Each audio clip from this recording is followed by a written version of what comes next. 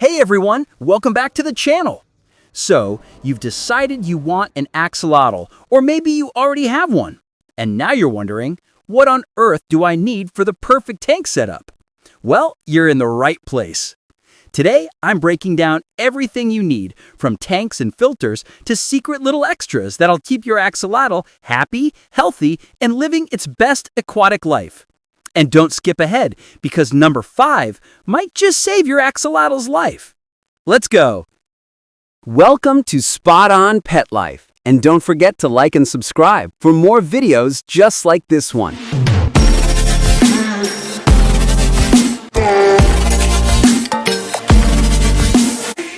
Step 1. The tank. Let's start with the most obvious one. Some people ask, should I start small and upgrade later? Honestly, no. There is no such thing as an oversized tank, but there's definitely such a thing as too small. Adult axolotls grow up to 30 centimeters long, and they need space to chill. The rule of thumb, 75 liters for one, plus 40 liters for each additional axolotl. Height doesn't matter much. They're not Olympic swimmers. Go for length and floor space. The only time height really helps is if you plan to keep, or at least try, some fish as tank mates. Extra vertical space gives fish a zone near the surface, where they can move around without constantly crossing paths with your axolotls at the bottom. It won't guarantee peace, but it definitely gives them a better chance.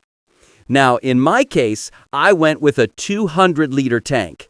It's perfect for my 3.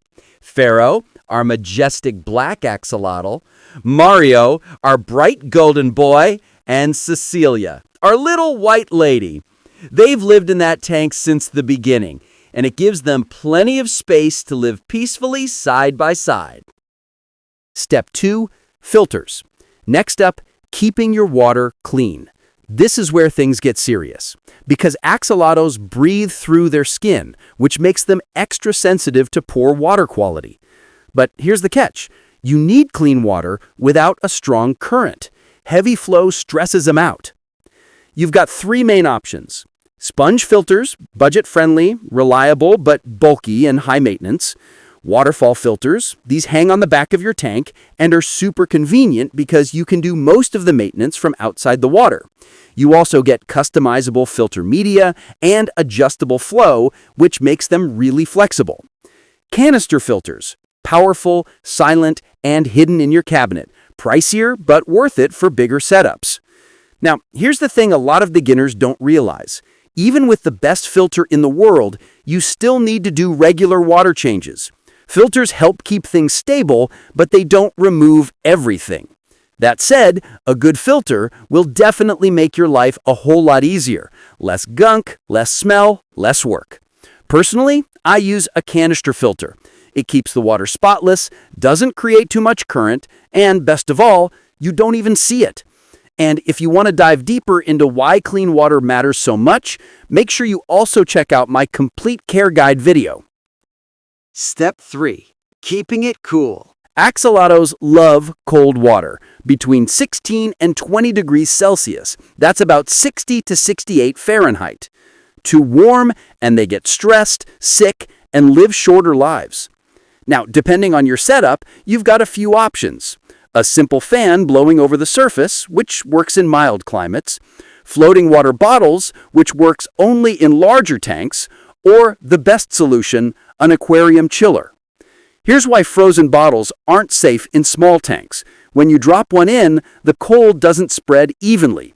Instead, you basically create a tiny iceberg floating around, and if your axolotl swims into it, surprise, ice bath, not exactly the spa day they signed up for.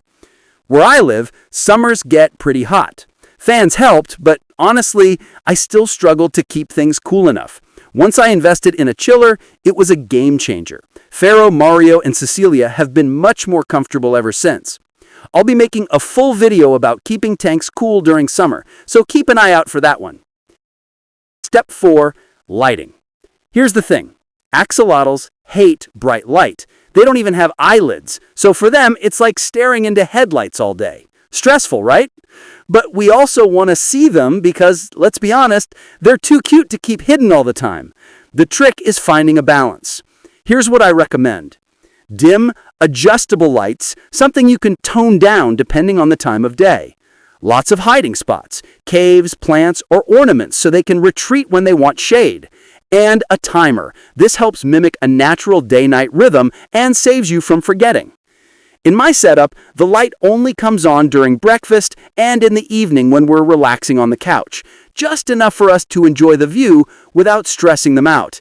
And it's funny, Mario loves the spotlight like he's on a stage, Pharaoh dives for cover the second the light clicks on, and Cecilia usually claims her cozy hide under the floating plants. They're like little underwater roommates with very different opinions about room lighting. So, yeah, axolotls don't need lights for themselves, but we do. Just make sure you're lighting the tank for your eyes, not frying theirs. 5. The substrate. This one's a biggie. Never put gravel in the tank. Axolotls swallow it while feeding, and it can block their digestive system. That's often fatal. Bare-bottom tanks are the safest option, or you can use axolotl-safe sand or a structured synthetic base for a more natural look. Now, I know some of you might have spotted some fine gravel in my videos. Yes, I use it now, but only under very specific conditions. I won't get into all of that here because it deserves a full breakdown. I'll actually be explaining it in an upcoming video where I show you step by step how I deep clean my tank. So make sure to watch out for that one. Step 6. Plants and decorations. Here's the truth. Axolotls are wrecking balls. They rip, tug, and bulldoze plants until your beautiful aquascape looks like a salad bar. Safer options? Floating plants like duckweed, lettuce, or salvinia. Fake plants also work. But here's my trick. I use a little ornament that holds live plants. That way, the roots are protected and I can easily swap plants if they get damaged. And honestly, it's worth the effort. Why? Because live plants aren't just decoration. They actually help stabilize water parameters. They absorb nitrates, add oxygen, and make your tank healthier overall. Plus, axolotls love the extra shade. Cecilia especially loves tucking herself under the floating leaves, like she's hiding from her brothers. Step 7. Accessories. Now let's talk about your toolbox. Here are my must-haves. A fish net for moving fish or debris, a little sieve, super handy for rinsing and separating live food like shrimp or worms, sponges or a razor blade for algae, a reliable thermometer because guessing isn't good enough, a test kit to monitor water quality, a siphon, and a bucket for water changes. Quick note about the fish net. I only use mine for the fish in the tank. Axolotls wriggle and worm around so much that they can easily get tangled or even strangled in the net.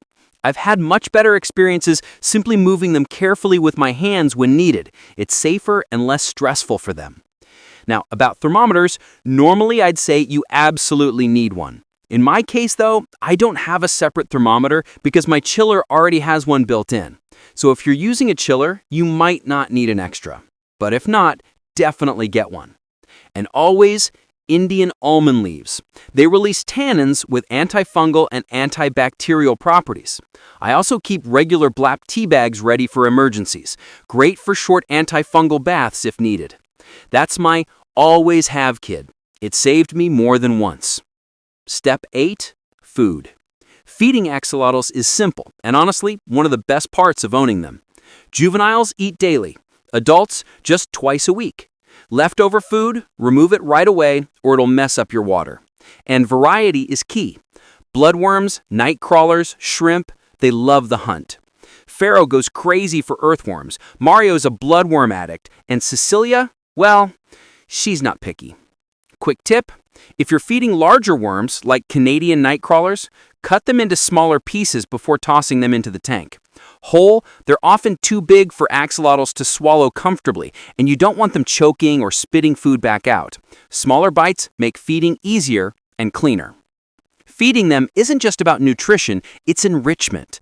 Watching them snap at prey is like having your own little Jurassic Park in the living room. Step 9. Tankmates.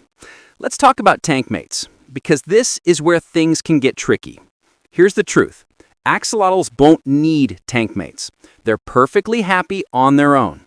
The only real benefit of adding fish is giving your axolotls the occasional challenge of a hunt or simply having more movement in your tank for you to watch. But there are risks. Remember, axolotls are predators. If something fits in their mouth, they will try to eat it. On the flip side, some fish are nippy and can damage axolotls' gills, which is painful and dangerous. Here's the basics. Avoid plecos at all costs. They might seem like good algae cleaners, but if your axolotl ever tries to eat one, those armored spikes can cause catastrophic injuries. In many cases, it's fatal.